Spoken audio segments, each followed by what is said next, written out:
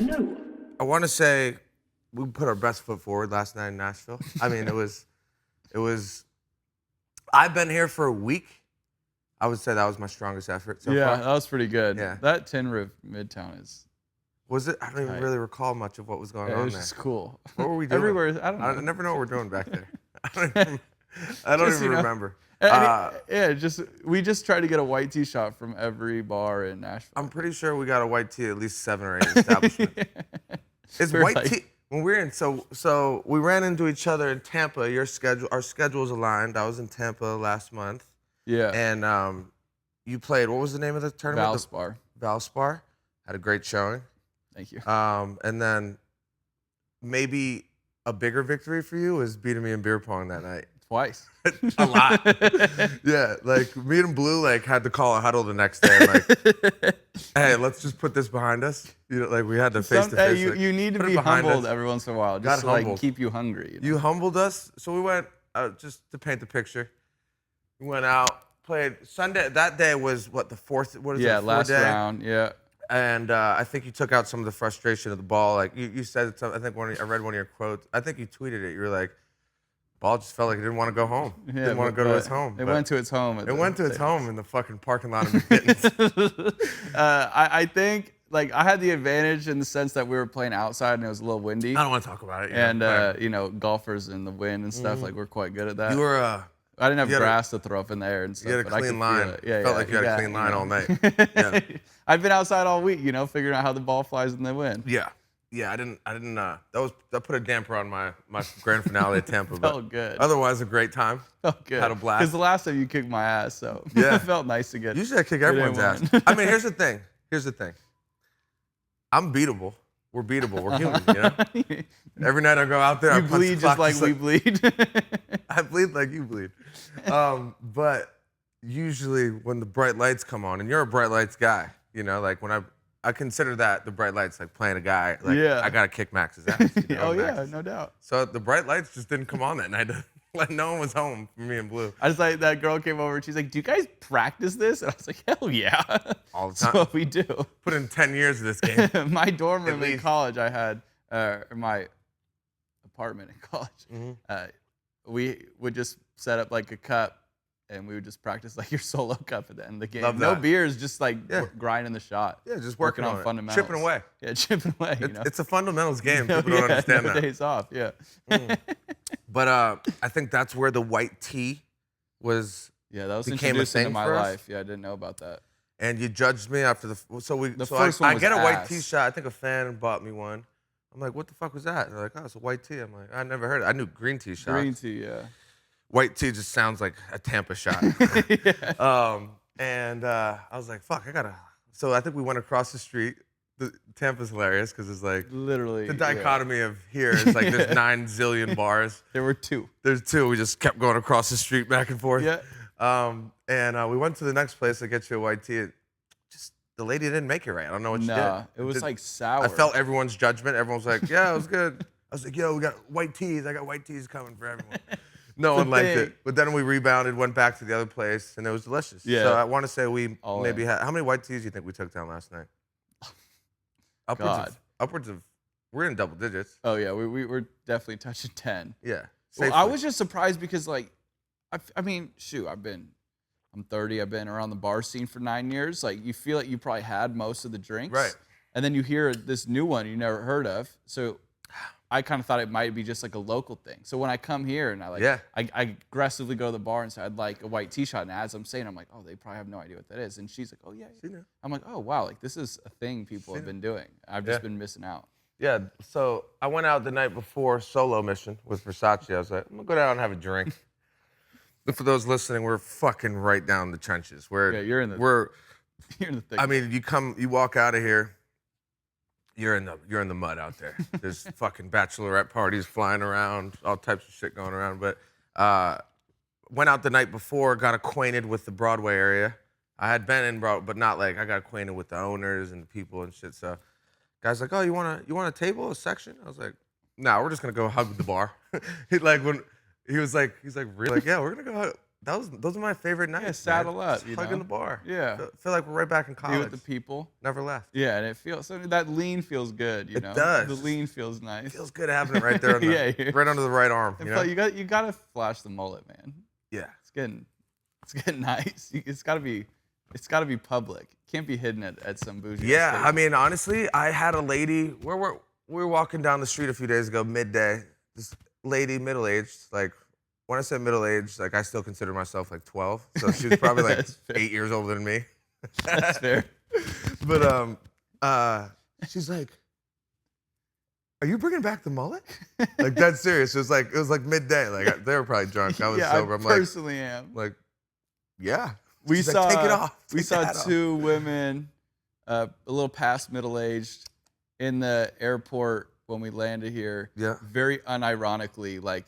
Full mullets, like the lady mullets. Full send. The lady mullet's a whole other level of like epic. It was nice. When a lady pulls off a mullet, it gets me excited. It gets me going. Saw an old lady at where were we at? Firehouse Subs. I was like, that lady's mullet fucks. It was just so. What's the word I'm looking for? Majestic.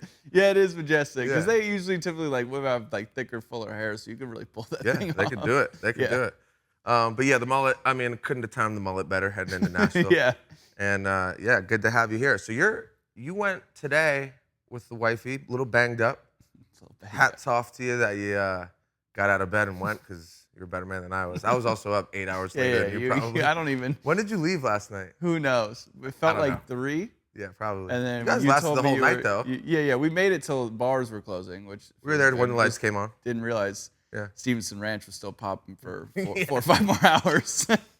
I told you I go in. If I get to a certain level, it just drifts. It's all in the abyss. Like nothing matters. Time. Yeah. Sound. Time is no longer. Everything's relevant. morphed into one. It's just there's no walls anywhere. I don't know. Like a mini survival mode, but also kinda. Like, yeah. I'm there, but I'm not. I get in that mode too, where it's like when you're having fun, it's the dumbest thing. It's like I always say, like I'll take like the most unnecessary shot as I'm leaving the bar, in my head because I'm like.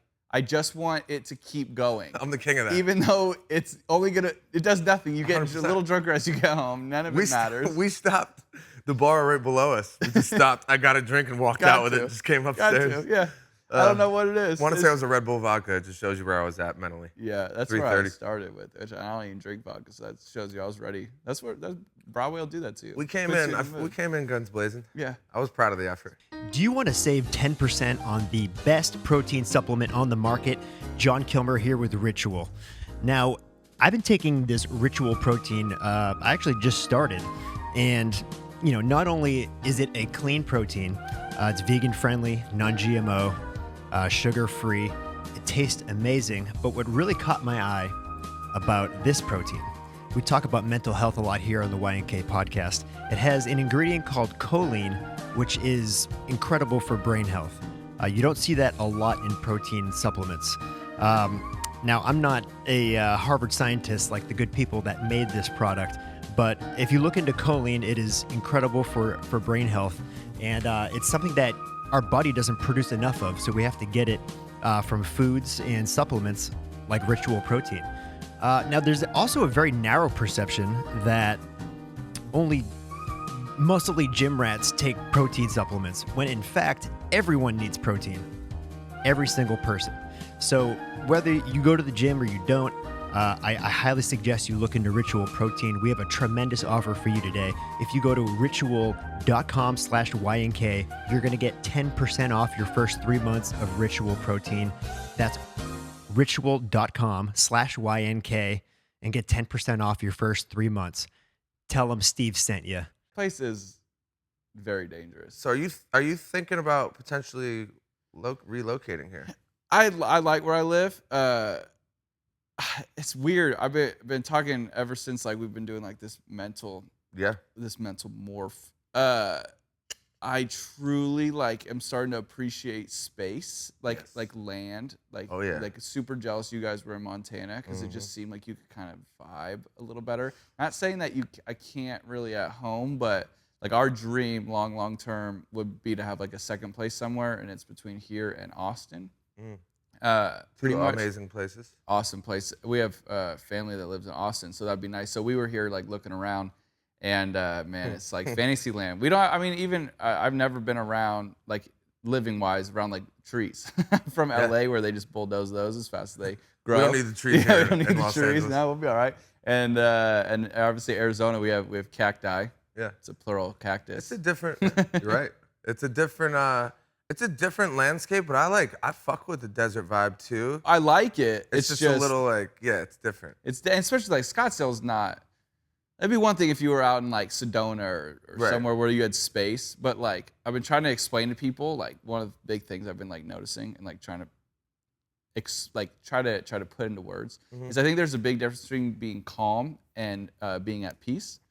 I think it's very easy to like walk around and if I'm not getting emotional, that people would consider me calm, but there's like a very big difference between being at peace, and I feel like a lot of that is like your home vibe, and like totally. if like just using Montana as an example, you have all this space, like it's very easy to just kind of zone out into your own thing and be at peace. Yeah. And you just like can't do that in Scottsdale. Like even where we live, it's there's just too much going on. Like even walking my dog, I'm gonna see 20 cars and probably 5 other people walking their dog. So it's just like, it's not bad. I love it. But at some point you kind of want serenity. Yeah. Sometimes, I mean, sometimes 100%. You just want to kind of like, I don't know. Cause that's where I struggle with is like with the phone and then just like a lot of people, it's just, it's hard. It's too much stimulant. Like it causes a lot of the way they put it, I think is fragmented thoughts. Okay.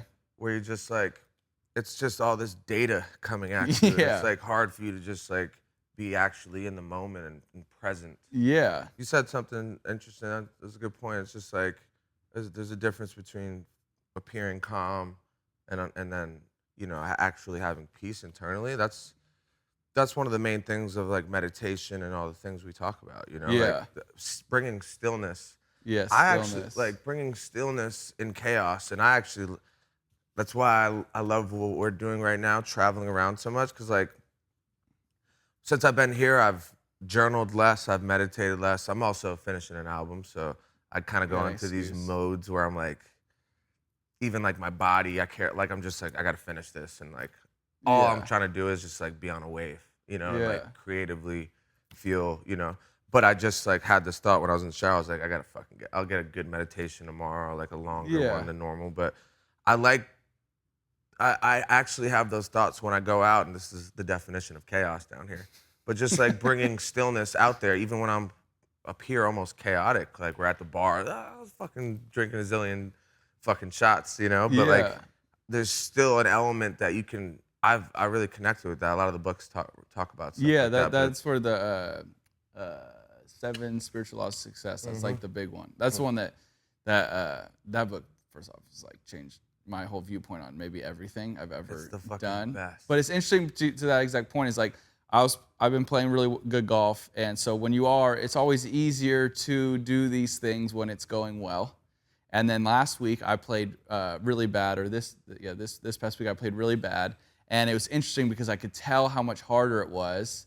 And I had to like almost re-practice it because I'd never been in like the thick of it really like that. It was always like, oh, if you just keep doing this, it's all good. And the whole point is you do that even if it's not good. Like it's not going to be good every week all the time. But you can control, like the one thing you can't control is like this part, which I think helps like going forward. Obviously didn't help during the week, but I'm with that. Like if there's going to be more chaos, you have to be ready to like practice what you've been preaching. Absolutely. Because it's just not, it would be a disservice to say that, oh, I'm so good at this just because you're playing good. It's like the athlete thing. Oh, he's really worked on his attitude and when they're playing really well. And it's like, well, like, has he, or is he just playing really well? So he's happy. Like it's easier. That's the easy way to do it. And look, you're playing, since I've seen you, this is the hottest you've been. Oh, right? yeah. In your like career. By a mile, yeah. By a mile. Yeah. And, I think the mental side is a huge aspect of it. But, like, it's ironic that's how we're wired. Like, as soon as when things get hard, it's actually when you need that the most. Yeah. And it's like you're kind of, it also, ironically, on the other side of the coin, it's harder to do and harder to engage in and, like, really, you know what I mean? Really be there, like, while you journal and really and get to those places. But it's really, that's To me, it's like going and hitting a bunch of when you're not swinging it well. It's like you got to swing through, you got to work through. Yeah. It's the same idea, really. It is definitely harder mentally though. Because it's like all of it is intangible. Like the mental stuff is obviously insanely intangible. Yeah. So when you're playing well, it almost feels like you are seeing a result, like a positive result. And when you don't play well, or you have a bad day, you don't see that you actually maybe made it a little better than it could have been. Like how I've been looking at it is like the next week, this coming week, and then the next week after that was like better because of where my head was at 100%. in a way, instead of like letting it dwell. Like even when we left on Friday, Lacey was like, are you nervous about like your game? Like, are you like kind of like scared because like I played bad? And I was interested because it was a good question, but I was like, not at all. Like, because it's like your head is already in like this other place where none of that even like matters. It's part you of just it, like man. run with it. Yeah, but before, for sure, I mean, it helps I played well too, but before I think you'd sit there and be like, oh shit, like, did I lose it or whatever, instead of just like rolling with the fact that things are going to happen. All the things you've worked on since we met, and that got down this path. It's all like you just said, it all accumulates to this general, what's the word I'm looking for? Peace with what's happening. Yeah. Like, you're not gonna win every fucking tournament. You know what I mean? You're not gonna. It's just not gonna. That's just the game. Like that's one of those games. It's like super hard to play consistently at that level. Yeah. But it's like if you do all this legwork on the side on your mental, and then you're gonna go through these these weekends or these phases where it's not. You're able to navigate those from a place that's like, instead of taking 5 steps backward, it's like 1 step backward. Yeah, and the next day you're back there. You're back at it. The switch. It's easier to flip the switch back on, and then it makes it feel really easy when things are going well to get your head back in. It's like cheating. Then. Yeah. Let's not race by what happened. So you had your first. We were in Montana. Yeah. And I was fucking on the edge of my seat. Yeah. I was like, oh man, it was fun to watch. You got me into golf. I've been watching a little golf. But when you play, I hit you the night I'm out in Tampa. I was with your buddy. What's his name? Jason. Jason, he's the man. And he's Now like, this. yo, you should come by. You should come by now this. You should come by tomorrow and it's your final day. And I was like, fuck it, I'm going. I texted you. You legit would have got mobbed. This has been like the craziest amount of like bike fans. I hear the fucking calls the whole time. Yeah, like the whole round. And but Tampa had the most. Like there had to be 100. And when you said you were coming, I was all stoked. And then I was walking around. I'm like, if he comes, like this could be, he might get mobbed. Yeah. And so it kind of worked out there. We just like met up later. Yeah. And I ran a little late that night. Yeah, that's not a bad thing. Me and Blue were like, I don't know if we can go on the sun Yeah, it would have right been now. tough, dude. I just laid in bed and watched it the whole time. Yeah, you would have had about 100 people buy you a drink anyways. It would have been a tough. Yeah, it would have been tough rocked. day. Like, yeah. Got to do it. I got to get there though. I got to get to one. It's not. I mean, it's not bad. It's. I know it's a vibe. We got the fans back. Some of the tournaments are fun. Yeah. Like the one I was telling you, Scottsdale. That's the best one. So you got your first fucking. This was your first PGA victory. Second one, but it was first since 2019. But it came in LA, so like hometown. Yeah, it was it's an where I emotional started thing. going to golf tournaments. Like my dad took me when I was a kid. Mm-hmm. So it's like my home of golf. And it's just like was my dream. So the year prior, I finished 5th, and I had That same tournament? Same tournament, and I was in second with a few holes ago, and it was like the first time, because I try to explain to people, like everybody's got like a dream. I don't care what you do. You have like a dream, or you had one when you were a kid. Yeah. Maybe it's fucking go on the moon. I don't know, but you had a dream, and a lot of people, some people accomplish their dream at some point.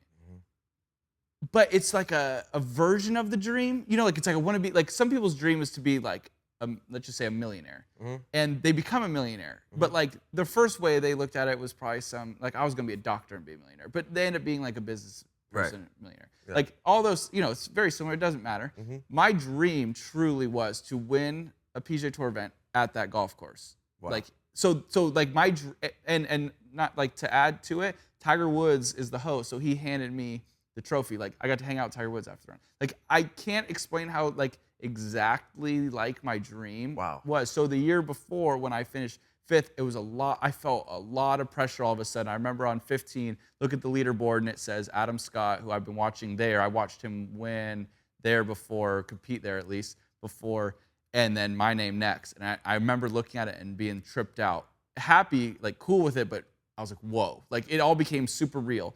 And I messed up 16 and 18. And I just remember sitting there hoping like one day I was like, I want that chance back because I know what I did like mechanically. And I want to do it again because I love the feeling of it. And I knew then that I could win I could accomplish my dream.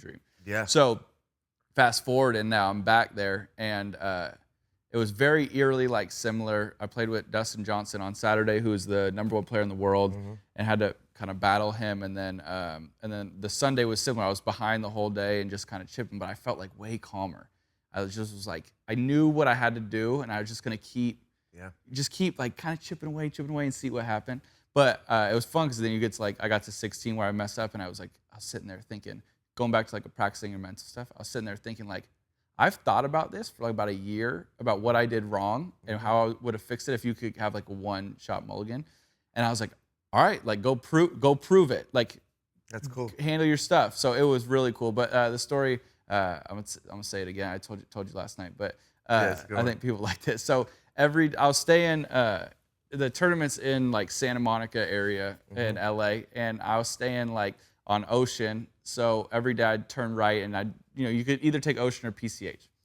And every morning, like people get into routines, everybody's weird. And every morning I would play, like have my little playlist. It's like a 8-minute drive, and I would play Rodman first. And I noticed that because every time I'd make the right, by the time I made the right, it would say PCH drive and ESM Inspiring. So Saturday there's a crazy wind delay, whatever, and we don't finish. So Sunday morning we had to come back, finish the 3rd round early, and then play the 4th round later. So I had to wake up at like 3:30 that morning. It is pitch black outside. I am so tired because I played golf the whole day before. It's unbelievable. Unreal. It's an unbelievable set of circumstances. It was wild. I'll even add, there's more after too. So I like leave the hotel and I had to bring all my bags because I had to check out. And I'm like so tired. I'm sitting there, but I'm also like about to do something that I know is gonna be fun. Yeah, biggest thing. So I'm like, I get in my car and I do the same thing. I press play. I'm like half asleep. And I'm trying to wake myself up. I got the AC blast on my face. And like I turn right and it comes on and I was out loud in my car, like trying to amp myself up. I'm like, PCH drive! I'm like screaming, trying to catch a vibe somewhere. I love it was that. so funny. And I pull it or whatever. Then the other part was, the COVID thing, the rules in California are pretty strict or were pretty strict. So we had to eat outside. And it was cold. It was like 4:30 in the morning. It's freezing. I'm like, I'm not eating outside. So I take my eggs into my car. I'm sitting there like slumming it in my car, like eating whatever, listening to my music, just trying to like This pass is the not time. how anyone would envision this. That's what I mean. Like it's so going. weird. Yeah. And then in rolls Dustin Johnson, like I said, #1 player in the world. I'm finishing our 3rd round together in like an hour. And he rolls in a Range Rover. And like with his trainer, I knew he had a chef because him and his brother told me the day before. And I knew he already ate. And he rolls into like the training thing. And I'm sitting there like, eating my eggs in the pitch dark. And I'm sing there thinking, I was like, I'm beating that guy today. I said, just because of the grit that whatever I'm doing right now, not that everybody else is doing it, but just because of this, I said, I'm gonna get him. But it was really fun. But that was the funniest, dude. That shit made me laugh every day. So you were up at 3 a.m. that day. Yeah, like 3:30. Which the only thing that helped is ridiculous. usually quite hard to sleep when you're, right before. And at that point, I was so tired. I think I went to bed at 9 and then was up at 3. So it was like it kind of worked. But it's weird. Yeah, it's like you don't. It's never easy. So there's always some weird shit that goes on. So that was the weird one. I love but it made it better. But yeah, we were at the course like all day. But it was wild. Dustin Johnson, I remember you mentioned him in the first one, like in our first conversation you were talking about he's like the mental king. Yeah.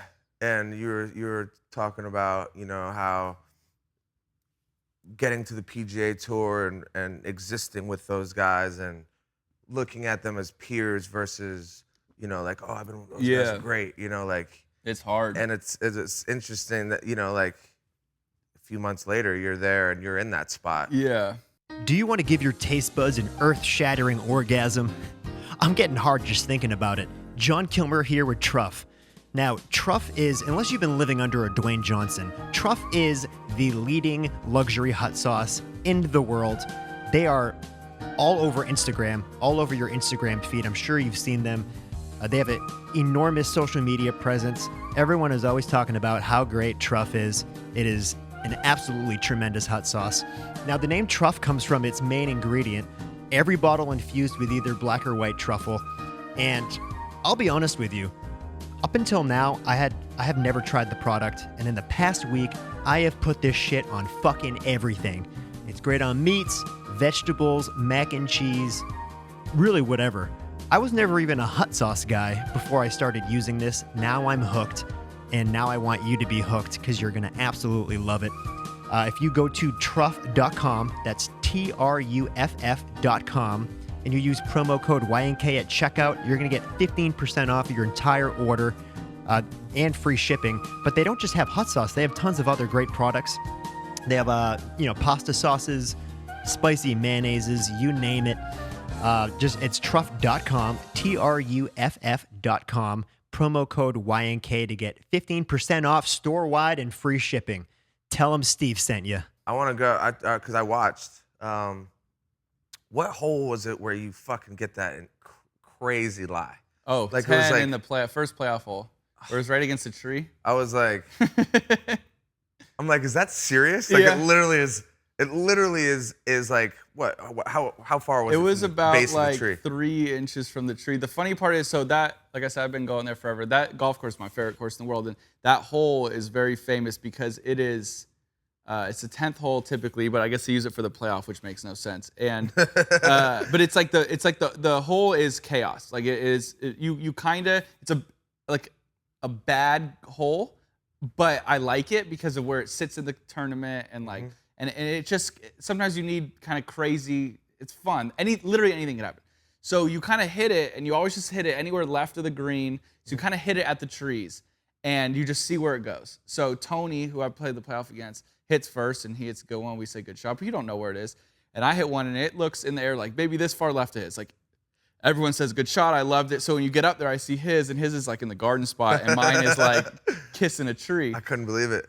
But it was interesting because that of all the things, that was like the turning point. Like maybe in December, and we've been talking a lot. And I've been like really was trying to do better with my head, and that's probably the most proud of myself I was when I rewatched the video, because a lot of people said, man, I couldn't believe that when you guys got up there, nobody's face changed. Like you didn't like look at it. I noticed it. So I rewatched it, and I'm sitting there, I'm like, that's weird, because that's where it starts, like, when you practice something, it becomes instinctual, because I wasn't trying to put on a face. Like, I just looked at it and was like, this is what you have, so that's it, because I've always said, like, if you put me in a really bad spot, like if you put me on that tree, but took me out there, like just me and you, and said, okay, I'm gonna put the ball right here, can you get it in 3? I'd look at you and be like, hell yeah, I can, like a challenge. But if I knew my ball hit 3 trees, then went against a tree, and then you said,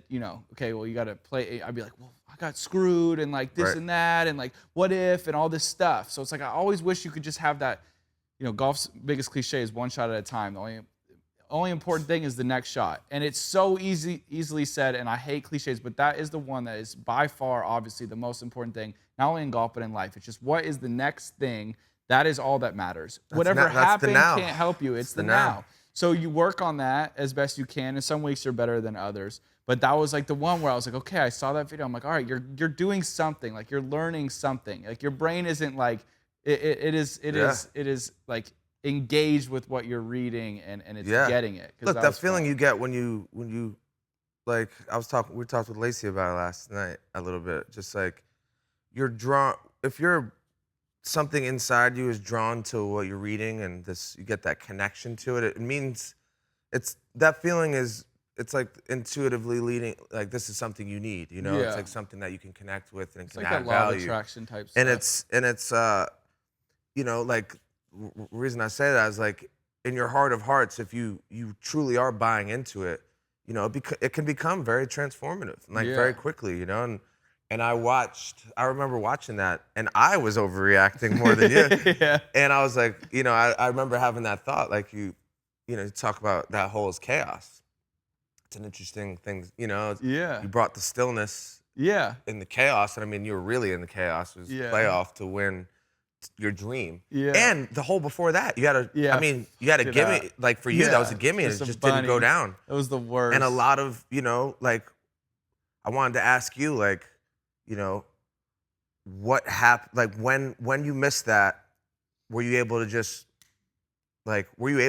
kind of, because it looked like you did, I wanted to know what was going on mentally in your psyche when that was the that happened. most interesting thing, because I can remember I can't, like the shot you first talked about on 10 with the tree, I can't remember everything I thought. I just remembered looking at it and like knowing how I was gonna hit it, but I can't remember it like real detailed. But that missing the putt, I can remember everything that I said and that went through my head for like the next 2 minutes. So it was fun because like I had so I can like recall it and kind of learn from it, explain it. Yeah. So I go up there, and it is by all means probably a gimme in 99.9% of situations, except on that golf course because of the way the greens are and the way that putt was and the circumstance. Mm-hmm. It is the worst length and type of putt, in my opinion, I could have had to win a tournament. Oh, really? The other caddy in our group, Taylor Gooch, he's one of my best friends, and his caddy, we're close, and we hung out the next week, 2 weeks later, and he told me, he said, I think if that putt was like 12 feet away and not 4, you make it. But I was like, like, dude, I thought that too, because like you're supposed to make it, which again, I'm learning, but it's still hard to get out of your head. That doesn't matter. There's no should, there's no anything. Yeah. But in your head, you have that like, yeah, I won the golf tournament, like it's mine now. So you're trying to get that out of your head. I was shaking nervous, like easily most nervous I've ever been. And it moved, it was a type putt that moved enough. There was enough going on. Right. So I hit it, and I didn't hit a very good putt, and obviously it missed. And I told Joe right when it happened, after I tapped in, I told him, I was like, I just choked.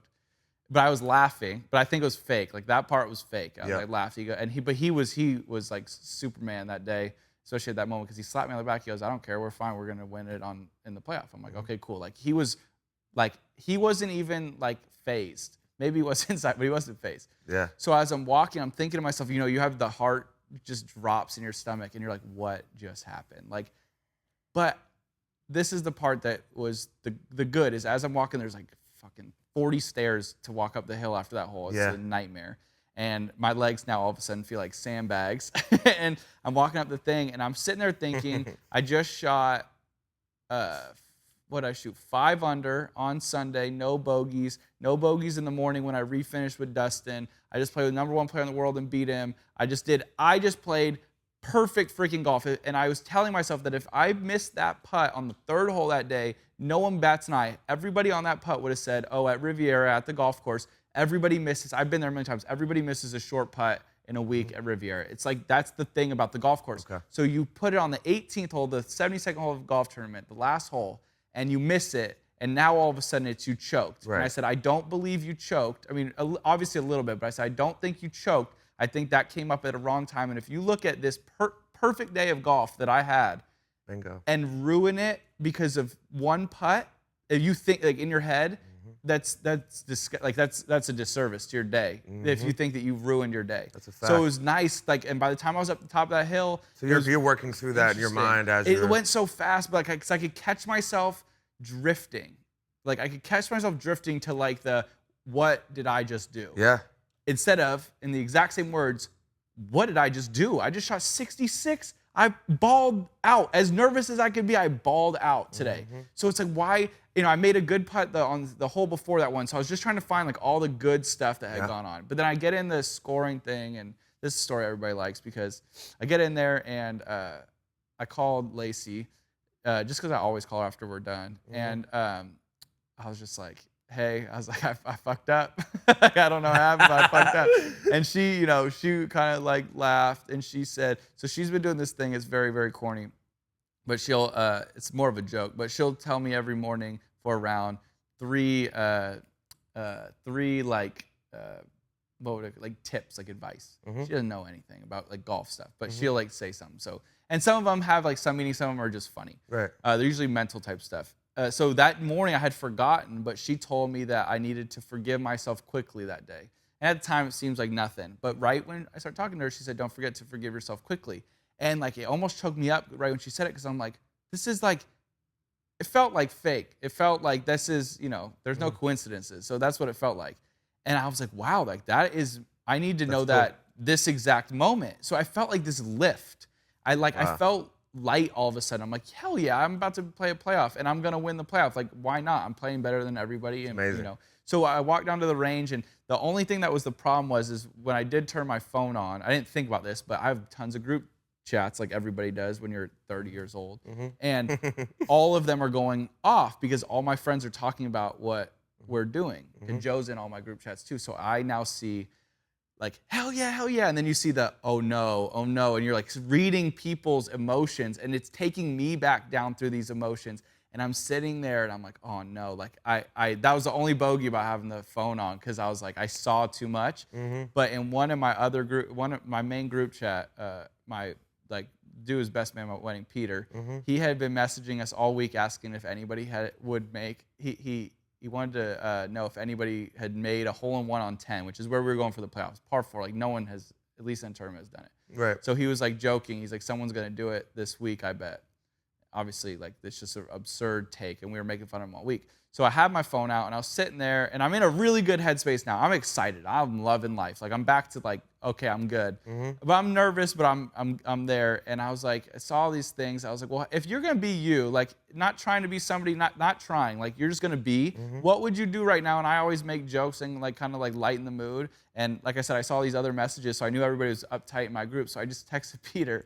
I said, hey, Peter, anybody make a hole-in-one on 10 yet? Because I'm about to. And like after everybody was like, I can't believe you texted in the middle of the thing. I said, I don't know. Like that was, I guess, a part of it. Is like I was just being me, which I think is what, like, to your point and all this, like, it made it so much easier to just go through that hole in that process, because I wasn't doing anything I wouldn't normally do by trying. Like I just was kind of like, yeah, okay.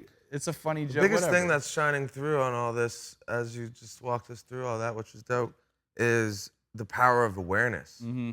Like, like just the awareness of like looking down on your thoughts and being like, like you said something cool about like, I can, I'll drift and I can pull myself back. And like, I find myself doing that all the time, just mentally. Like, like I'll have a negative thought, like, that's why, that's not the vibe, and pull yourself back here. And the more awareness you shine on everything, really, like really from thought to thought, you can start manifesting your reality at a higher capacity, like and everything you just talked about is just you managing yourself in a way that guiding you towards success. You know what I mean? Like it might not translate to a tangible win every time, but these are things that will become innately your nature, and you're able to like, oh, what would I do? Like I would make a joke, so I did. And it kept you present in who you are and true to yourself. And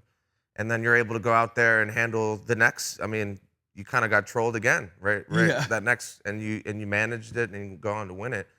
I've always had really good awareness. Like I've always, it's probably to a fault almost, but I always can remember it and really notice what I'm thinking, what I'm feeling and all that. But the problem is I never knew how to stop it when it was going dark. Right. So like I would call it like I would go on my island where like I wouldn't talk to anybody, wouldn't let any, and it would last after golf tournaments. Like that was the hardest part. And I knew I was doing it and I couldn't stop. And like that's the difference now is I feel like, of course, I'm like, I still make a million mistakes and I still get negative when I wish I wouldn't. And I'm clearly not like perfect at it by any means. But the cool part is now is when I catch myself, I feel like I have a way to go back. Yeah. And like it's almost like, so in that, the Power Now, I can't remember exactly what part it was, but I remember it talking about how you can say you're something, but your physical, like your actual, what is it called? Like your actual, like you can't lie. Your body can't actually lie to you. Your mind can lie to you. That's what it is. Your mind can lie to you, but your body can't. So if I'm in my head saying, oh no, I'm not afraid, but like I'm shaking, like I can't, you can't fake that. So like when I would say like I'm not mad right now, like after a round, and Lacey's like, you haven't talked, like whatever. In my head, I think I'm trying to lie and say I'm fine. But then why is my blood pressure up? Like why am I like feeling uptight? Like why am I tensing up? So what's helped is like now when I catch myself doing that, I remember it happened like not that long ago. We were like husband wife shit, like arguing about something small. And I was wrong. Like I knew I was wrong. And she mentioned it, and I was like, yeah. And like I just like it stopped, because I was like, if you lie to yourself, you're just gonna keep going down this island path where you're not gonna want to talk anymore. And I was like, just admit it, like get it out. Like, oh man, you're right, I fucked up. Like it's all good. And like it's helped because you could feel like your release in your body. So that's where like the things have changed a bit. So like if I'm playing bad and I'm getting negative in my own head, I try and like actively change how I talk to Joe and like make it an upbeat talk instead of like, how what do you think? Like make sure be like, what do you think? Like change the energy, because that's how, for me, everyone's probably different, but that's where I go is like, I'll mope so everyone knows I'm moping, so they know I'm mad. It's like we were talking about this a couple of days ago. It's the dumbest thing you could do, but it's like you want everybody to know like this isn't how I normally am. Like I'm better than this. It's like they don't care. So like it's all ego. It's an egoic thing for sure. And that's the bad part. But that's the awareness is cool, but you have to have a plan. When it goes bad. Hyper aware awareness is the tool to get in, and then again, it's a tool that like you said, it could be to a fault if you're hyper aware and you're too up here in your monkey mind of things, Do you want to go into this summer not only looking good, but feeling good? John Kilmer here with Everlane. Now, speaking personally, I have such a hard time finding good clothing brands at a quality price. Not to mention any names, but a lot of these big brands, I wear the clothes for a few months and the stitching starts to come undone. The denim is paper thin. I don't even think it's real denim. And this outfit I'm wearing right now, this classic fucking outfit that I'm wearing right now, that I've been turning heads all day walking down the street, my ass looking fantastic in this denim, is from Everlane. Please go to everlane.com, check out their entire site. It's men and women streetwear, loungewear. The clothes are like just such classic, essential looking clothes. It's great for any wardrobe. It's timeless. I'm not a fan of like the very extra looking clothing. I just like a very nice, clean, classic look. The denim right now that I'm wearing, usually when I wear a new pair of jeans, they're very restrictive. Can't really move. They're like stiff a little bit. And the denim that I'm wearing right now on these Everlane jeans, I mean, I can look at these hips move right now. I'm about to go cut a rug. So please go check out their clothing. You're going to love everything. They have so many different styles of jeans and shirts and loungewear. You're gonna love it. I love everything that I've used so far. I've honestly been getting compliments walking down the street. Mostly it's just because I have a really nice ass, but it's because of the housing around this ass, and it's Everlane denim. So go to everlane.com/YNK. You're gonna get 10% off when you sign up, plus free shipping. And returns are so simple. You can return anything within 30 days of your ship date. That's everlane.com/YNK. When you sign up, you're going to get 10% off and free shipping. Tell them Steve sent you. But there was another thing you said I wanted to touch on too. It's interesting in our human nature and the way our brains are wired. How you said something like, "Oh, I just played like the best round of golf."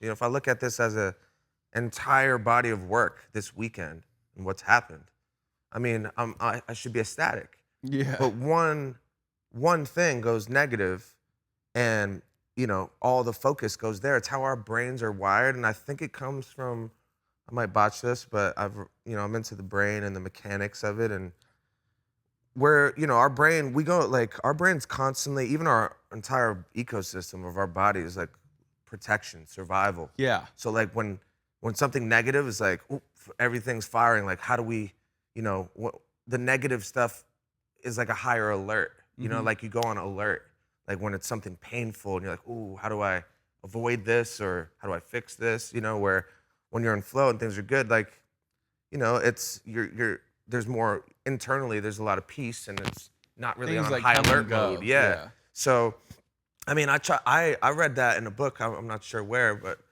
just like, how isn't it really ironic? Like, or not even ironic. It's the wrong word, but just like, it's really interesting that you could literally have like, there's X amount of minutes in a day. Yeah. Everything goes. 99% of the minutes in that day went well. There was nothing negative. One person says something really bad, or even just like talk about like looking at the internet. And, I was gonna say like social media. Yeah, like all the comments and all the showered with people saying, "Yo, I appreciate you," or whatever, these positive things, and I was realizing that like I would feel, I used to be able to feel my energy, because I used to be like a hard ass way more than I am now. And this was a huge part of it, but just. I could be completely chill, and then if someone challenged me, like I would go, like I'd feel the whole thing get ramped up, and I'd take it to 100. And somebody, I forget who, but like just like start taking inventory of those feelings. Like, it doesn't feel good when you go there. You don't feel good. Like, it's not what I want to. It's not the energy I want to have. Like, when you go there and you get worked up. You talk about like managing your energy and what you're giving people around you, but like, dude, when you go there, like you're poisoning yourself, man. Like, that's all you're doing. And again, like you said last time, like it's not up to them to control. Like, they can't control what you feel. Yeah. It's you controlling it because of them. Like, you're letting them come in your space. Exactly. So yeah, it's like it's the biggest place. On that point, my buddy said something interesting. He said that like he's big in like film and stuff, film stuff. So he said when you watch a movie that you don't like, you're not into it, it's hard to remember a lot of it. Like you kind of like, because you're just like not fully invested. Maybe you flip on your phone, like you're just kind of spacing it out. Right. When you watch a movie you really like, you could recite all the words later. You always can recall it. Like it's very seared in your brain. Yeah. So he said in golf, he said if you need to pay more attention and take more inventory in the good rather than the bad, because it's easy, like you said, I could hit 99 good and 1 bad, and the 1 bad naturally seems to be the one that I'll think about, and now my head is more remembering the bad, and I'm overwhelming my own brain with the bad, whereas if every time I did something good, if I looked at it like, oh, that was awesome, like almost telling myself that and putting more stock into it, then I remember good more than bad, but we are so fast to feel the bad. Like I imagine you get it on like Instagram. You'll have probably 100 people tell you this song bangs. Absolutely. I love this song, and one person will say I didn't like that one line, and you're like, well, what's wrong with that one line? It's like no, everybody likes the mic except like this one guy. Yeah, but like what if his? What do you mean by that? Yeah, because there's this one of the girls. She's a buddy of ours, Paige. She's a very famous like Instagram golfer. She's like the first one. She has like 3 million followers or something. Like she's very, very famous in like this space. And everyone all day on her Instagram will say, "You're so pretty. You're so pretty. You're so pretty. You're so pretty." And that's it. And then one person will pop in, 2 people pop in, and be like, I think you like look fat here, or I hate that you're doing this something. And she used to talk about how it'd trigger her, and it's crazy because you're like, dude, you have like 3,000 comments, and 2,950 of them are telling you that you are the hottest person in the world. Yeah. And these 50 can really piss you off, but you get it because, like you said, that's where your brain goes to. It's almost like it's mundane to hear all the good because there's so much good, but that's how it should be the exact opposite. You should be counting all the good. And the key, like the awareness of this is the key, because that's what happened for me. Now, no one can tell me shit that will,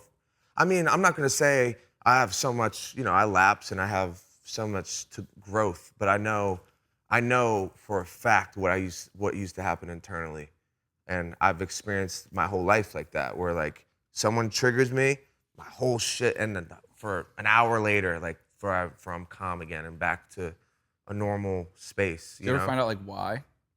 I don't know. I think I growing up, I always had like a confrontational side to me. Part of it's that's so hard to imagine. You don't seem like that. I know, at all but now. dude, like that's why I like preach this shit, because I know what I want. Yeah. Like you could ask these guys, bro. Like we'd go out, I'd have a show, you know, people singing the words, shining fucking babies, you know, like tits and ass. You know, getting love at the bar, everything, you know, and then I'm in the parking lot, someone says something, I go over there and knock the dude out. Yeah. Like, why? Yeah. You know? And some of it I would say is like where I grew up, like it's just like a little rough net, like, you know, it's kind of the vibe, like everyone's kind of a tough guy a little bit, at least in the community I was in, and that's not really a valid excuse. And you know, you think about the way I was raised, I have amazing parents, very, you know, overall very peaceful, and but they, you know, they taught me to like protect myself, and they probably come from even more so than I would want, you know, like, you know, protect yourself and like don't let anyone, you know. You probably had even more of that like fight or flight when something negative, like the fear in you, like with that for the mental, your body was probably even more like uptight and stressed when you had something come in there, so it was even harder probably to like be still. Like, I didn't have I didn't have any of this awareness at all. It was like, oh, I didn't even think about how I reacted. And you play sport, and it's like it's kind of like a cool thing to like be that guy. I mean, it definitely, you know, I've thought about who I am now and who I was, and I've thought a lot about it, and I don't know if I have the exact answer, but it's definitely mainly ego-based. Like, I was always just like the best athlete, and like, you know, like that kind of, that's not an excuse, but it kind of, you have to have an ego to like really think you're the man and go out there and shove it up, you know, and just do it. And it translated into my life. Like, it was just like who I was day in and day out, no matter what I was doing. Not to say I was like, yo, I'm the man, but like. Yeah, but that's what we're told growing up, and I still don't know if I believe it. Like, I go back and forth, but we're told growing up that to be the best at a sport, at anything probably, but at least in the line of work I understand, is at a sport you need to have an ego. Like, you have to have some ego. It doesn't have to be detrimental to other people. You don't have to be an asshole, but like you need to have ego. You look at people like MJ, you look at Kobe, look at all these guys, like they have an ego. They know they're the man. But then I wrestle with the idea is, do they actually like are we taking it wrong that they're saying I'm the best player and we think, oh man, you needed ego? Or are they just stating like the fact that they are the best player? Like, people get turned off by that now. It's like, if I go on the internet, let's say, and I say I'm so good, or I think I'm the best player in the world or something, people would say, oh my God, like you know, no humility. Right. It's like, but if Dustin Johnson said that, I think they'd still say that too back to him, and he is literally the best player in the world. Like, there's a number that states that. So I always wrestle with that idea, and I saw this quote today. I'm gonna pull it up because I don't want to butcher it. But it made me think of this because it had Peaky Blinders in the background. But it says, "Walk like a king, or walk like you don't give a fuck who the king is." And it's interesting because I don't think you have to have an ego for that. I just think that you have to not care about what's going on. I don't think that's ego. You're just gonna walk. I'm my favorite golfer. How would my favorite golfer walk? I'm imagining with his chest out because he's somebody's favorite golfer, and like I think I'm the best at whatever in my head. So I'm gonna walk around like I'm the best. Yeah. Like, how is that really egotistical in a negative way? It's just not. There's you're power. Just being your own self. I remember talking about it on the last podcast. This knowingness, you know, and it comes from doing the work. So all the time that you put in on this fucking planet, but on the course, and then this time that you're putting in on your mental. As I've gone into spirituality and you know, mental growth, I go further and further away. I write down like I'm eliminating my ego every day. That's cool. Or every time I journal. That's one of my favorite it just reminds me, and you made a good point, like it's confusing to navigate as an athlete, you know? Yeah, and there's this we weird talked line. about it, like, you gotta be a dog. Yeah. But then, like, you don't have to tell anyone you're the best. Yeah. It's a knowingness. Yeah. Like, it's just like, dude, I've done all this work. This is how I feel, you know? With your close friends, like, these guys will hear me say cocky shit sometimes. I'll never be on the internet like, yo, I'm the man. You know, I think I'm fucking great, and I think I'm one of the best. I don't even I almost don't even find huge value in there. That's coming from a comparative thing. Yeah, for you to that's be the a good best, point. That's for you to be the best. You're literally looking at Yeah, other what people. does it matter? Yeah. You're measuring, like, all it is you, and like the knowingness, like, hey, I'm doing what I'm supposed to be doing. This is my purpose. I feel like I'm at my best. I'm just getting better, whatever it may be, you know. But like, it doesn't necessarily, the lines get blurred with the ego and like what exactly that is. Personally, I think the guys who are the best, they have, I mean, at least, look, you can be a great athlete and you can have amazing tangible success on paper. And I'm more inspired with the people who are succeeding. Like, my version of success is not just tangible wins. Yeah. It's like, you go win a tournament and then you go and you have great friendships, and when people meet you, they get a good energy, and you leave the room with their respect. And like, these are all the things that I think are a crock pot of success and like the new version of success in my head. And that's from like the 7 spiritual laws. Yeah. Is like, we think of the use current money. We say, when somebody says you're rich, they think, oh, you have X amount of dollars.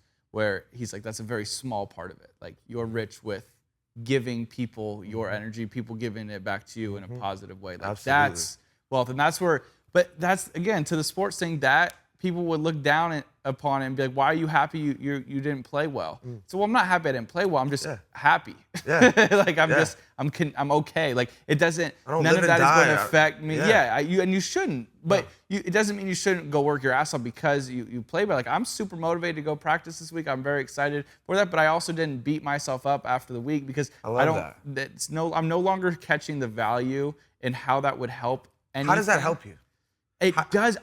So in college, and I didn't learn enough from this, but after college, I used to help our my team as like a volunteer assistant coach. I didn't do anything, but I rolled around and watched. And one of the kids on the team at the time is named Colin Morikawa, and he's like 24 years old, and I think he's like top 10 in the world of golf. He's unbelievable. I told him when I met him, I was like, you might be the best player I've ever seen in my life. Like, wow. at this age, like, it was crazy.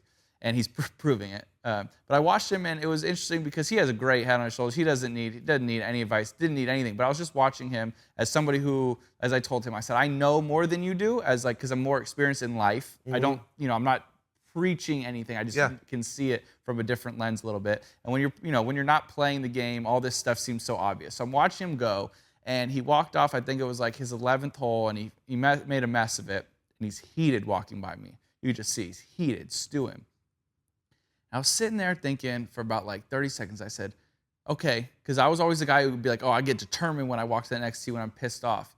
I said, honestly watching, is there one positive that you could say from him walking pissed off to the next hole? And I sat there thinking, I was like, there isn't. Like, there isn't one. Like, he's not more determined or less determined. He's probably the exact same amount of determined.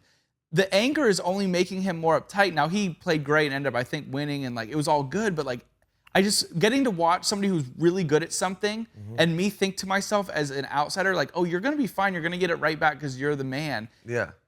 Why would he then be mad? Like, if he could see it from my point of view. So that's when it hit me. I was like, okay, there's not one positive. And then I did this horrible job of never actually acting upon this like epiphany that I had found. But it always comes back to hit me when I read this. Because like now I'm like, yeah, dummy. Like, we already watched that. We already proved all this stuff.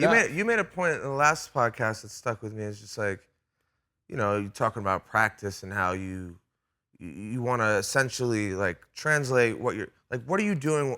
What are your emotions like when you're hitting balls? Oh, it's so like, I honestly have like, sometimes you have like your frustrations when it's not going great, but like I have a lot of the peace there because it is, I like the process of like practicing. I even like getting frustrated when I practice because it's like you're going through all of it in a way. Yeah. But I love it because it's like, it's both mindless and mindful. You have moments where you're just kind of like repeating, and then you have times where you're just like deep in thought trying to find it. Right.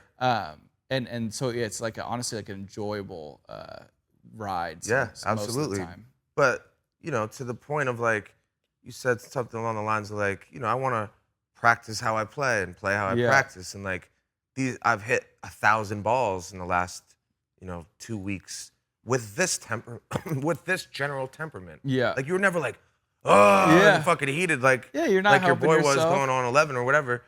It's like, really, if you're carrying that energy to the tee, like especially golf. I mean, I don't even know anything about it really. Golf. Because I will say that in another sport, I would imagine if you get pissed off when you're pitching, or especially like football, if you get pissed off, it probably helps because you could hit somebody harder or you could run a little faster. Like that adrenaline helps. In golf, adrenaline has never done anybody one favor. Yep. The other thing though about the practice that's interesting is also in that book, they talk about the most important part I found for like what I do is detaching from the outcome.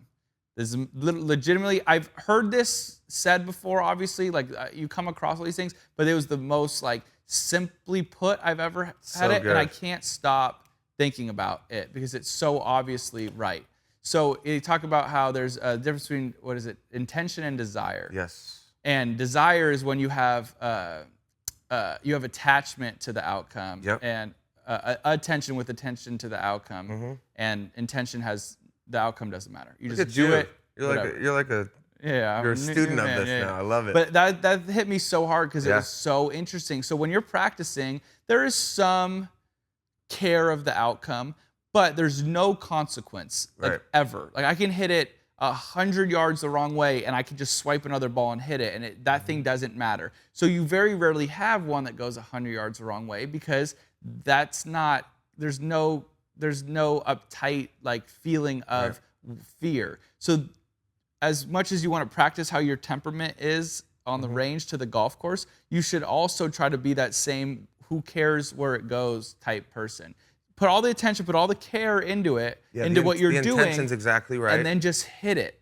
And that's where Dustin Johnson's the legitimate GOAT at mental. Is like he is the guy who hits the ball, finds the ball, hits the ball. It's what happened on the 10th hole in the playoff at Riviera. I hit the ball, I did what I could, I found the ball, I looked at it, assessed it, did what I could, and then I just moved along. Like none of it had any bearing on anything. And that is, if you could apply that to then your actual life, I can't imagine, because that's when anxiety goes away. You just hit, like things just go, and then you allow yourself to actually be good or be it the best you can be, and then again in that, who cares what that means? Like just go see what happens with all of that. Put all the attention, all the care in the world into it, and then let it go once you do your part. So Dustin's. He's known in the community as being like the mental guy. Yeah, but he doesn't like read. He just is. Like he's an amazing. He gets a lot of like a hard time kind of in like not the media, I guess, like social media fans, that like he's not very bright. Like that's his thing. Like because when he says things, it sounds sounds almost incomplete. Like, Dustin, what did you think about on this hole today? And it's like, he'll be like, nothing. And you're like, well, this guy, but it's like, no, like he's the smartest person of all of us by a mile, because none of that matters. It's like, why would you think? Why would you act? He played really bad. He played really bad for like a month last year, really bad. And, then he came back and was like back to normal. Right. And it's like, Dustin, how did that bother you? And he's kind of like, like it bugged me because I wasn't playing good, but I just kept practicing and like, it went away. It's like every one of us spent so much more time trying to figure out what was wrong than him. He just kind of like kept going. Like there's all these stories about him. So he's not like, you wouldn't even call him like the mental guy, because I don't think he would be able to. It's so innate in him that I don't think he'd be able to explain it to you. Yeah. But if you watched him in his process, I can't be, of all the physical attributes that all these people have that probably are so amazing, if I could have one thing in the world, it would be to think like him, because it is, for golf, it might be the greatest single thing. You're chipping away at that now. You're down that path, It's from, but that's what I'm seeing from all this stuff, is like, that's the dream. You said something when we were texting, and you said like, I want to say it was about a meditation, maybe. You were just like, dude, I had like this crazy. Was it in the car before you went out? Yeah, I just sat in. You told me to, but I sat in my hotel room, turned off all the lights, moved my phone, and I just sat there and I tried to practice. Cause I mean, this is probably close to ish what meditation is, but I haven't done a good enough job of like really researching how to do it or learn it. But I sat there and I tried to just the stillness. I tried to just be there and make my mind stop talking. That's meditation. But it was everything was okay. Like I was okay with everything. So obviously I couldn't make that inner voice stop for more than like 10 seconds was probably my highest. But every time I caught it, I would make sure that I caught it and I just stop it. And so sometimes it would just be a ping pong, like a second here and there. But I just sat there basically trying to do that. And then when I got up, I probably did it for 10 minutes. When I stood up and that's when I left for the course, I felt wild. I just felt like I would like it was weird. Like I felt like nothing could hurt me. Like I was so protected. Yeah, and anything. I don't know. I felt maximum like control. That was wild, and that was a 10-minute like little first time trying it. And then even the next day, like I did it the next day. The fact that can happen for you that quickly. That's a big wink. Yeah, it's rad. That's a big wink from the universe to like go down that path more. Meditation's something like you gotta. It takes a little bit of like showing up to practice when you don't want to sometimes. Yeah, you know, you just go do it and then you're happy you did it and you feel better. A lot of, like I've said it here, you know, I get into these modes and is, you know, raging and working a lot and my mind is there, but I feel like I've done tons of the practice. You know, this has been a quiet year for me. I've had a lot of this has been the most reflective year for me. Like went out to Montana, just been leaving LA, I got so much clarity and peace and space. Felt a lot of space open up in me, for you know, just for stillness and to your point about meditation, dude. Like I've done psychedelics and drugs. You know, I smoke. I know what feeling high feels like, and I don't know, man. It's like it's like a higher high. Okay. It's really like it's another level. And I would tell these guys, and they're like looking at me like I'm crazy, you know, but like it's like, dude, I've literally had like psychedelic experiences from meditation. And it sounds like you got a little piece of it. You get those. There's way where your body, I don't know how to explain. It's where you feel like your body is like loose. Yeah. Like there's not like the. Yeah. You don't notice how tense you are until like you lose all the tension. Then you're like, holy cow, I was uptight. Wound up. And it's like, man, I was just woke up. Right. So it's weird. Like your brain bouncing all over the walls, which everyone's does all the time. But I'm with you with the meditation thing because like 2 weeks ago when I was in Tampa, I was by myself. So it was easy to do all this. And then Lacey came out in Charlotte. And she even asked, she's like, oh, you know, what do you want me to do when you go do your little 10 minutes? I was like, oh, no, you know, it's like, so I like passed on. I was like, no, I'm good. I'll do it like at the course or something. Of course I didn't. And never it's happens, like, dude, like, what are you doing? Yeah. Like, you just were doing it and like all is good. Not even just result, like you liked it, you felt good. And then one little like variable comes in and all of a sudden you're like, oh, I don't know how I'm going to do that. I mean, we're breaking habits that we've had for 30 years where this was never. And most people, you talk to most people, walk out there and be like, you ever meditate? Like, oh, I can't meditate. That's what I always say. I can't do it. It's too hard. Just think about how silly that is, actually, like on paper. Like, you can't sit there and do nothing. You know what I'm saying? We do that like all the time. Right. Well, we don't, though, because we're looking at our phone, we're looking at this, we're talking, you know, even like someone put it to me, it's just like, even like it's the 7 Laws talks about it. Just like, don't, like, give yourself just nothing for 20 minutes a day. And that's how I got into meditation first. Just like I literally realized I was connected to something always. I had this in my hand. I was looking at my computer screen. I was, you know, looking at other people, whatever, talking to somebody. Never had any time to myself. And that's really what it is. Yeah. And then think about how you get to know someone. You sit with them, right? Yeah. Sit and talk. How did I get to know you? We sat and talked. Sat and felt each other's energy and exchanged energy and, you know, thoughts. We don't do that with ourselves. How are you going to know yourself? Yeah, that's a great point. Yeah. And like that's when I started to know myself, when I started to sit with myself. And that was really it. Someone put it like, you know, there's the sky that's always there, and then there's the clouds. They're transient. They'll move. They'll be there some days they won't. Those are our thoughts. Yeah. Passing by. Like they're just something in our, you know, like when we look out, if we go out on the balcony and we look out at Broadway, automatically our brain goes, oh, there's buildings, there's a plane, there's people, I smell food, all these things, right? Just in our awareness. And because we're not hyper-focused on any one thing, we kind of get it all at once. Our brain, we can assess all these things happening at once. And you look at your thoughts like the plane going by. Just look at them. Yeah. You know what I mean? It's like, oh, yeah, that's a weird thought. Ha ha. You know what I mean? Instead of like, I'm depressed. You know what I mean? Because you get attached to these thought patterns. And really, like, a lot of the thought patterns are out of our control. So the biggest thing about meditation is like it's like a slow rise from this level to this level where you look down on your thoughts and you look down. Like when you're in the plane, you're looking, the clouds are below you, bro. It's fucking clear skies. Yeah. You know what I'm saying? But under there, it could get real messy. Yeah. Or in there, you could be bumpy and turbulent. But if you're above them, smooth sailing. Chilling, you know what I mean? And that's the ultimate, that's where every plane goes, above the clouds. Yeah.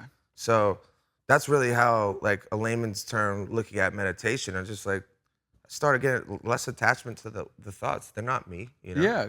And I'm the person up there. Yeah. You know what I mean? And that was like a big breakthrough for me. And most people put a lot of stress on like, oh, how do you meditate properly? Like what you did, that's meditation. Like there's certain forms, and I think it's an evolution into, you go deeper into there's way deeper than I go even. Yeah. You know? I'm gonna try to do a fucking retreat where I go silent for like 4 or 5 days. I've thought about that, or at least just not bring my phone. Yeah. Something. Go on a vacation and just leave it. Yeah, like who did I just have? Tyler Glass now in Tampa. He's a amazing pitcher. Yeah, I know. He's from my hometown. Oh yeah. Yeah. He went to Hart High. I went to Valencia. From Stevenson Ranch? Yeah, basically. How funny. You're from there? Yeah, I'm from Valencia, which is like touch Stevenson Ranch. I love it. Weird world. Yeah, weird. Yeah, he's nasty. He's a beast. But he goes to Europe by himself. Yeah, it's crazy. Like, it's awesome. I've never done anything like that. So I'm like, I want to do that. I want to challenge myself to do something like that. I think once I turn this album in, we'll probably go somewhere peaceful next, and then I'll take a branch off from everybody and just let the phone go for it. Yeah. I haven't done that, for as long as I can remember. Yeah. Running the businesses and doing the things we do, like you feel like, oh, you can't do that, but you can. You can literally overwork, get everything handled, set up 4 or 5 days for yourself, and get to know yourself more. Yeah. So yeah, that's the path you're on, and I think, it's only just gonna make, bro, your relationship, with your wife, your relationship with your friends, like everything's just cleaner. Everything's cleaner, and the energy's cleaner, and you're lighter, you're less heavy, like Yeah. you're not a burden to your wife when you're not playing good. Like, you're like, oh fuck, let's go to Nashville, link up with the boy. Like, I love that, and I think it's a nod to the heading in the right direction. You feel it. Oh yeah. You have that knowingness in you, like, oh, this feels right, and every time I've read anything now, I'll be 2 lines in and be like, oh man, I love this. Like, which is, I was the same way. It means that you want it, like your body wants it. Yeah. Like it's been craving this thing it didn't even know it needed. Exactly. So it's like right. It's like right when you turn it on. It's like when you're like kind of hungry but not really hungry, and then you go eat something. You're like, oh shit. Or better example, when you're hungover and you take a sip of water and you're like, oh my god, I got it. Like I'm dehydrated. Down it. But you didn't even notice it. But it's like right when it hits your brain, you're like, just when it hits your shit. lips. Yeah, right when it hits your lips, you know.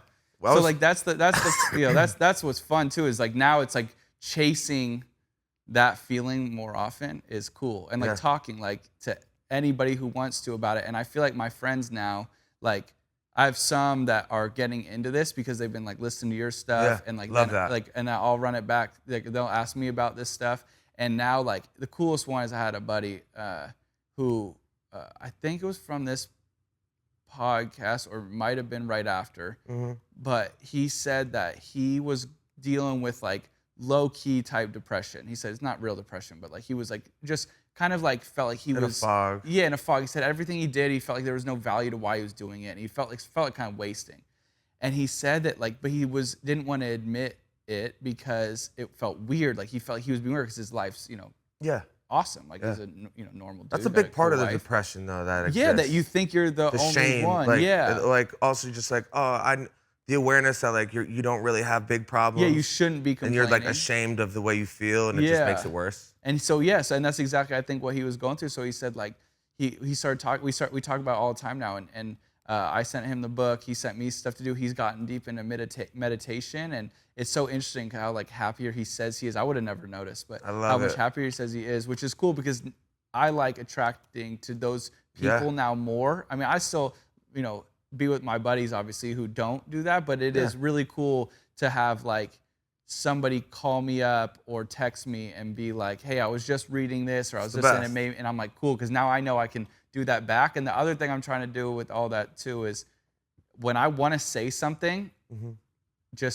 or text something, just say it and text it. Like I always was a weird one with like when people would say like I love you, like to their friends, not to like your family. I always be like, it's that little bit of cool know. guy that it's you like hold on to. But it's like when people say it to me, I think it's awesome. Like if I've ever had a friend do that, I'm like, yeah, that's really cool. Like it made me feel better. Right. And so like when I'm trying to just like when I think of something, if I'm thinking of something random to my buddy, let's say that I was just referring to, I'll be like, hey, I just was thinking about this. And it made me think of you because you said this. And it's like, just say it, because everyone's like looking for, the more I've been doing this, the more like traction it's gotten because of all your stuff. Like all these people have like brought it up to me and said, it's so funny because everyone's holding on to it. Yeah. And they don't want to say it because the cool guy maybe, or they don't want to be a burden. It's the vulnerability it's like, too. It's like, there's a vulnerability that is innate in us, like not wanting to,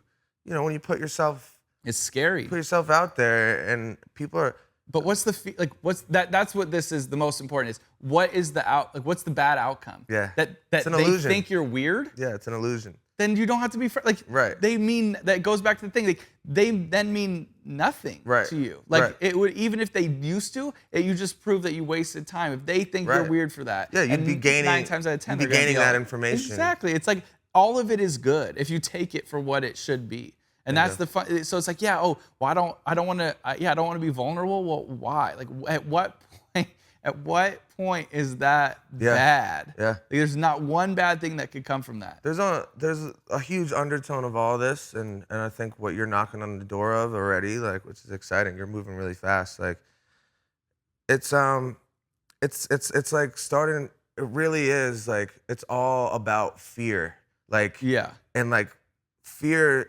No one even really realizes that fear is like really guiding or like a driving force of everyone's decisions all the time. Like, I would do that, but you know what I mean? Or I want to do this, but I don't know if I could, or, and then you're like, you can look up 10 years later and be like, oh wow, like because of this fear, like I'm literally at a place in my life that if you didn't have that fear, you could be somewhere totally different. Like, and it's super freeing to identify the fear and identify the illusion, like what you were just getting to, kind of like, what bad comes from that? Like being scared of being vulnerable, like, and like a lot of the knowing yourself and a lot of this, self-help, self-growth stuff, that's what it kind of went off in my head. I was just like, oh, like, there's nothing to be, even feeling fear or being scared or something, the nerves, like there's power to that, right? Yeah. But there's a cliche thing, but it's very true. It's like all great things are on the other side of the fear. Like you walk towards the fear. It's an illusion, like there's a real feeling, that real feeling that you feel when you're scared or, nervous, right? That's a real emotion. Like you said, your body doesn't lie, like your mind could tell you some shit, but your body will tell you, so walking towards the fear, knowing that it is, there is really, like, if you have a perspective switch, there really is nothing to be actually scared of. You know? There's always a growth opportunity in it all. What's that? There's a video, it was from like some talk show where the kid, they blindfold the kid and he puts his hand in the box and they say it's full of snakes and he like can't get his hand in there.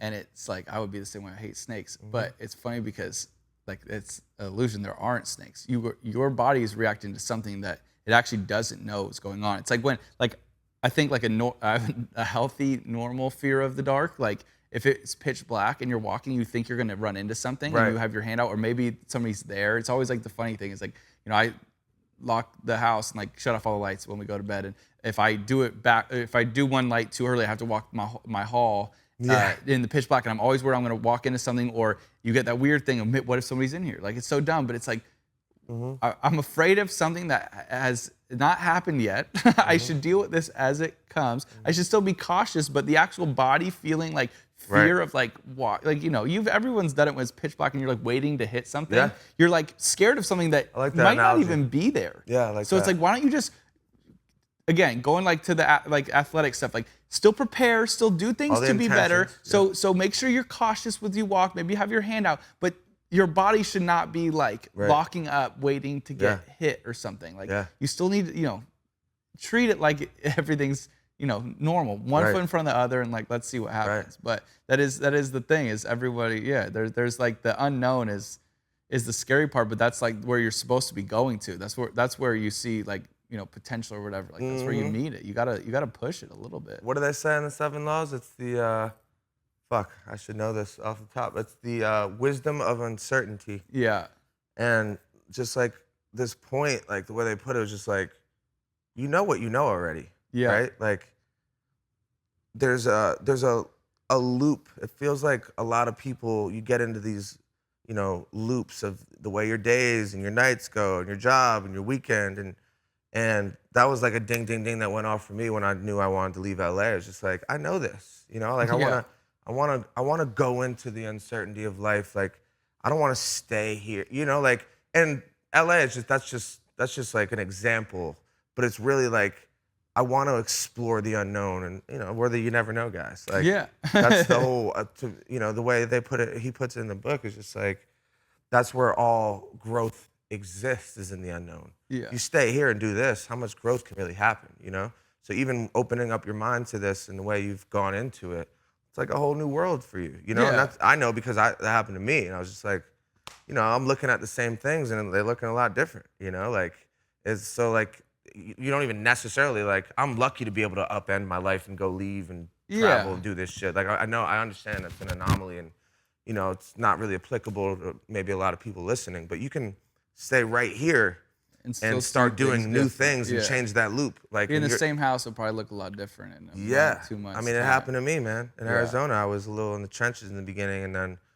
you were there, beautiful view and sunset and everything. And like, I remember I went home. My sister got married, and I went. It was just something, surrounded by family and love, and I was felt a little displaced, and I come back after that, and I'm like looking at the same view, and it's totally different. It's the most beautiful thing ever, and it was the same view, it's just what my lens had changed. Yeah, that's really cool. And that's really, that's the goal of like all this shit. Yeah.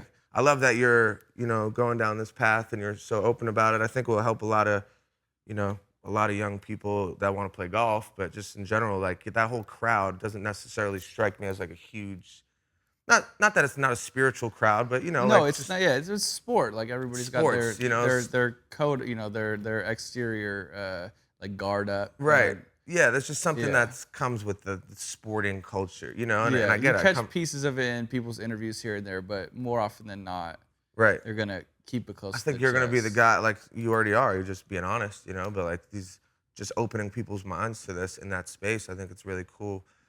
Before we go, we have a few fun things we're working on. We could talk about a little bit. Flow is something flow state is obviously a big undertone of all our discussions, but these are how all my business ideas happen. Like just, nothing's a coincidence. Yeah. It's just like, ironically, it's flowing, right? It's exactly flow, but we want to make that. We'll do a little branding stuff, start doing some cool apparel stuff, some hashtag golf stuff, Chug Bud. Yeah. The best golf accessory. Got to see the new Chug Bud is. Yeah. It's elite. We took her for a ride last night a little bit. Elite. It's just, you know what it is? It's optimizing. We're just optimizing, That, ironically, like the one that blew up, the Chug Bud, like that was the demo version. We're making that in the garage. Yep. Versace's over there super glue, and I got blue in there on Adderall trying to put shit in boxes. It didn't last very long, but it was a great phase. But yeah, I think I'm stoked for that. Yeah, there's a lot of stuff that we're gonna do going forward, and you gotta keep coming on here. You have a podcast yourself, too. Yeah. Was it Get a Grip? Get a Grip with my buddy Shane Bacon. He does he works for the Golf Channel. He does a lot of broadcasting stuff. So love it. Yeah. Do you enjoy doing that? Yeah, we've been talking about this type of stuff too because he's like one of the more positive people like ever. Like he's very uplifting. So it's cool because we go over like the tournaments that I play in or don't, but the ones I do, I'll like recap. Like we'll do tomorrow probably, and like get to talk about like what went wrong, what went right, where your head goes, this and that. Because I like the inside. I like people getting the insight of. We try to do like the inside scoop of what's happening on the PGA Tour from somebody who's on the PGA Tour and from someone who knows a lot about the PGA Tour. Right. So like that. So it's cool because, you know, I don't give, I guess, everything. It's not like we talk all strategy stuff, but it's at the end of the week for somebody to know, hey, on this hole, this is what went through my head, or what probably went through Rory McIlroy won this week, like what probably went through his head, because everyone's so similar. It's like a good little, it's a good like outlet for people who want to know more about like professional golf or even sports, because like, again, we talk about a lot of this stuff, like how you hone in on being in the right space to like succeed and stuff. Absolutely. Well, I love it. Are you still in the thick of the season? Yeah, we are in the thick. Right in the middle of it? Yeah, we got next tournament's the biggest, one of the 4 biggest ones. We're right in the middle. I mean, all the crazy. Steves listening, go out there on the course, give them a few you ready. I hear them, man. I hear all of them. It is wild. The Steve clan it's running all over the country, man. They're running wild. Tampa was wild. I could not believe it. Yeah, I mean, I think people are obviously just becoming more aware of our connections. Yeah, so you'll probably be getting more and more of those. I welcome it every time. Yeah, love it. Well, I appreciate you coming, and even after we had to gather ourselves for this one today. This was a tough one. We had a good we had to do it. Worked out. Had a great fucking run last night. You're heading back tomorrow? Heading back home, back to work, back to reality. Where's the next tournament? South Carolina. Cool. Yeah. Well, enjoy yourself. I got to meet the wifey. She's awesome. She's all you guys are. She loves you guys. She's banged up and sleeping in recovery right mode. now. Yeah. Hey, it happens. Struggling. I tipped my cap to her. Yeah, I did too. I couldn't believe it. She rocked. Yeah, she hit the gas. She got thrown into the fire. Like, we went right into the fire. She was in the thick of it immediately. There was a lot of Steves out there last night too. Yeah. Are you feeling yourself are you noticing you're getting a bunch more attention? Yeah, it's wild. I had never had it until noticed. It happened here and there. In Tampa, Tampa was nuts. You gang of guys. Couldn't believe it was you. Where were they from? Like, overserved. I don't know. Somewhere in England or something. They were overserved. So were we. So. But yeah, it was all good. Yeah. But yeah, I noticed it. It's cool. I don't know. It's cool. I know Lacey doesn't like it, but. She doesn't like the attention. Yeah, just because, I mean, it is like, it could be annoying. You have a million people come up to you and they, whatever. But at the same time, it's like, I don't know. When I was a kid, like, I would have killed to be like the person who's getting it. It's interesting. You think you want that and then you get it. Yeah, you it's awful. I mean, like, I have a couple friends that are like crazy, like fame, like Aaron Rodgers and Yelich. Like, I've been out with them and you can't walk. Yeah. And that seems awful. So this is. Like, it's cool and it's fine, and like as long as if Lacey is there, as long as they're like she's still in, like nobody's boxing it out, it's not so bad, and she's really good at being like, all right, no, okay, your time is up, guys. Yeah, so it's the easy one, but but it's cool. I mean, like I said, we're normal human beings. Yeah, like just I'm cool to talk to meet new people. It's an excuse wild, to meet a couple new people. It's wild how their perspective, like they're shocked at how normal I am. Yeah. You know what I mean? But Lacey even said that though. She said about all you guys. She said that she was very like pleasantly surprised that you guys don't like go out there and try and like put on a show and beat. Like you're just kind of out like with the people. Yeah. And I was like, yeah. So that's the best part. It's like very easy. Yeah. I don't like the dude. Like the owners and stuff. I got connected with a bunch of them yesterday because they caught wind I was roaming around aimlessly. Like I had no connections anywhere. I was like standing in line at certain points and shit. And they're like, yo, anytime. Like, so, they hit me and I said we were coming in. I mentioned you were coming in. They're like, all right, we'll get you a section. I was like, no, we're all right. Yeah. We're gonna go fucking hug the bar. It was be the just best. fun. Yeah. That's the way to do it. It's my favorite way. But also like something to take into your next level of fame. And I think it's gonna go up and up and up. But for me, I found myself getting a little annoyed by it a few years ago. Like I was just like, and like most of my business decisions have had a little bit of an undertone of that awareness where I'm like, I don't really want to be, I'm good friends with Post and he's like the most famous, most recognizable. Yeah. And it's terrible, really. Like, obviously it's a champagne problem, but like, it isn't. It's pretty fucking shitty. Like, you can't go to Walmart and like be hungover and like get some ammo for his guns, so he can go shoot his guns on his property. You know, like it's just it's an interesting thing. But if you take this presence that this presence of mind, and like I've even challenged myself, like no, accept like this the law of giving. Like it doesn't. You don't need to give anyone $1. You give them your time. You give them your energy. Say something nice to them. You know, and they leave. You know, that exchange of positive energy goes a long way for me. If like Arnold Palmer, golfer, not just the drink. Everyone knows him as the drink. Yeah. Poor guy. You know, he was his nickname's the King, and he basically revolutionized all this. He's basically everybody back in the day's like favorite golfer, and it's because he said something along the lines of if someone's going to take time out of their day to come watch you, support you, or whatever in golf, you at the very least need to like smile at them or say hi, like do something. I'm trying to get a little better at that. At times inside the ropes on the golf course, I do a bad job where I'll like put my head down and I won't give. I try my best, but when you're out and about and that happens, it's like if someone's gonna come over and give you, we complain all the time. I complain all the time about everyone in the world nowadays seems to be a dick and like everyone's so hostile and aggressive and mean. So if someone's gonna come up to me and be nice, that should be great. Like that is great. I like that. Like you said, like give it.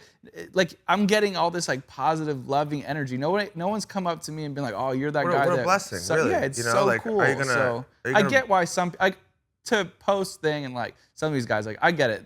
It's tough. Like they'll be at dinner and they leave and people are like legitimately trying to like get them to sign stuff as they're eating. Yeah. So that's a lot, but a normal level of that is like, someone comes up, hey man, I watched you, whatever, and you're like, man, that's so cool. That's cool. So not getting annoyed by it is probably like an important focal point. Just something to think about. Yeah. As it's gonna happen more. Yeah. Let's finish on this.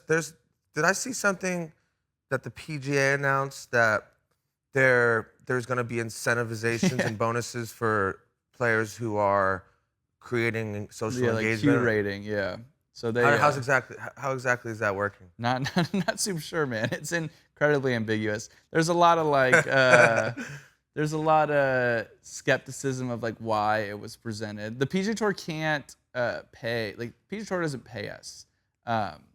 So like we get paid off result, but we don't get like a salary from them. Yeah. Which is, think about, I mean, I always say this, someone like me, especially like 2-3 years ago, is crazy overpaid each week in a tournament, as opposed to like Tiger and DJ and all these guys are severely underpaid. And what I mean by that is one time I tied Tiger at a tournament in San Diego. We both got ninth. No big deal. So we made that week the exact same amount of money. Now I understand he's getting paid by all the other people too, but that week we made the exact same amount of money from the PGA Tour. That's not fair, in my opinion, because he's bringing, I'm going to say 90% of the people to that tournament, and I brought probably 8 people, and I gave them free tickets. Family and friends. So like I brought nothing to that tournament. So I think this is a way to give them what they deserve. Yeah. So, but it's fun for me because I get to make fun of it, not make fun of it, but like play along in it. Like I already went through it. Like I can't possibly crack in this top 10, but I get to make all the jokes about it. So like that helps my own. What is the top 10? What do you? So the top 10 people are going to get paid. So they're giving out $40 million, $8 million. What are the measures? And it's Q rating. So how much you're on TV. They're doing like a most popular or people who get the most run on like Google and like the searches. They are doing a social media engagement type thing, and so it's a general amount of. This feels like something that you could be in. I'm pushing the envelope, but like the thing is it's just a wild. You start looking into how many people really do move like the needle and like bring people to golf. No, I think you are though. I am, but this shit is wild. It is really cool. It's been cool learning about how little somebody has to do who's at the top of the game to drive people. But see, the fun part for me about this is like I get to make these jokes about it and play around. And maybe I do fit into it. Who knows? But the cool part is like I never did it to do that. I never did this to make money off it. Yeah, I like people coming to the game. I love that you like guys have now watched golf. Like, it's right because I think golf's great. I think there's times where it's really boring, and sometimes it's background music or like TV, but like sometimes it is like a good. It's not a bad thing. We have things nowadays like Top Golf and this company that I'm sponsored by called X Golf, which is like indoor hitting base. Like you have these places now where it's way less intimidating. It's fun. It's a way to hang with the boys. You drink, you chug bud, like you do all these things. It's very, very normal, and you can do it outside. You can do it indoors. Like it's so I like bringing it. So regardless of the whole thing, it's cool they're doing it and it's fun and maybe. Well, it's just coming over. The reason I bring it up is like to your point. You didn't. This is just who you were. You're the guy who's like on Twitter. Hashtag golf. I love the hashtag golf thing. Yeah. Just like kind of not poking fun at it, but no, that's why I started it. Yeah. I started it because people kept telling me like 2 years ago to get off Twitter and go practice. Yeah.